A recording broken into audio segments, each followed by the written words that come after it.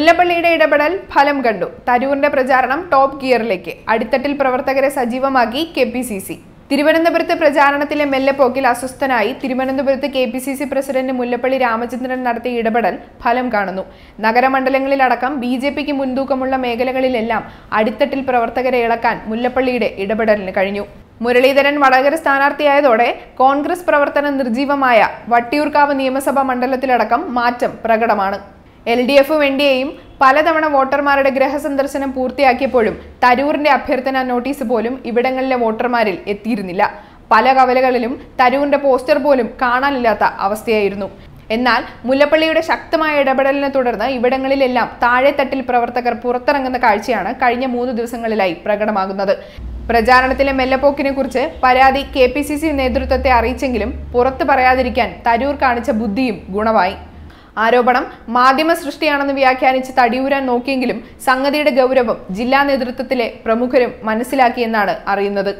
തിരഞ്ഞെടുപ്പ് ഫലം എതിരായാൽ സമാധാനം പറയേണ്ടി വരുമെന്ന മുല്ലപ്പള്ളിയുടെ താക്കീത് കൊള്ളേണ്ടടുത്ത് കൊണ്ടുവന്ന് തന്നെയാണ് സൂചന. നഗരമണ്ഡലങ്ങളിലും ബിജെപിക്ക് മുൻതൂക്കമുള്ള മറ്റു മണ്ഡലങ്ങളിലും പ്രചാരണത്തിന്റെ നേരിട്ടുള്ള ഏകോപനം രമേശ് ചെന്നിത്തല ഏറ്റെടുത്തതും ചില അടിയൊഴുക്കുകൾ തിരിച്ചറിഞ്ഞുകൊണ്ട് തന്നെ. അതോടെ ഒരു തരത്തിലുള്ള വീഴ്ചകളും അനുവദിച്ചു കൊടുക്കില്ല എന്ന സന്ദേശം തന്നെയാണ് മുല്ലപ്പള്ളി ജില്ലാ നേതൃത്വത്തിന് കൈമാറിയിരിക്കുന്നത്. പൊതുവെ അനുകൂല സാഹചര്യമായിരുന്നിട്ടും ചെങ്ങന്നൂർ ഉപതെരഞ്ഞെടുപ്പിലുള്ള ദയനീയ തോൽവിയും കെപിസിസി കണക്കിലെടുത്തിരുന്നു. അന്നും പ്രവർത്തകർ സജീവമല്ല എന്ന പരാതി ഉണ്ടായിട്ടും ഗൗരവമായി എടുക്കാൻ നേതൃത്വം തയ്യാറായിരുന്നില്ല.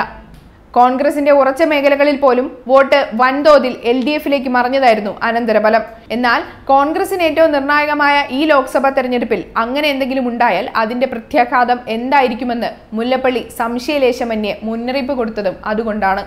എന്തായാലും തിരഞ്ഞെടുപ്പിന് 10 ദിവസത്തോളം അവശേഷിക്കുന്ന വേളയിൽ താഴെത്തട്ടിലെ പ്രവർത്തനം ഊർജിതമായത് തരൂരിന് ആശ്വാസമാകുന്നുണ്ട്.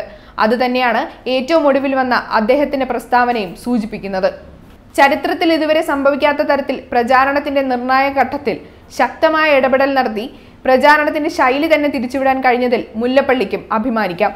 അതിനപ്പുറം മണ്ഡലത്തിൽ നേരിട്ടെത്തി പ്രചാരണത്തിന്റെ കടിഞ്ഞാൻ ഏറ്റെടുക്കുകയാണ് വരും ദിവസങ്ങളിൽ കെപിസിസി അധ്യക്ഷൻ.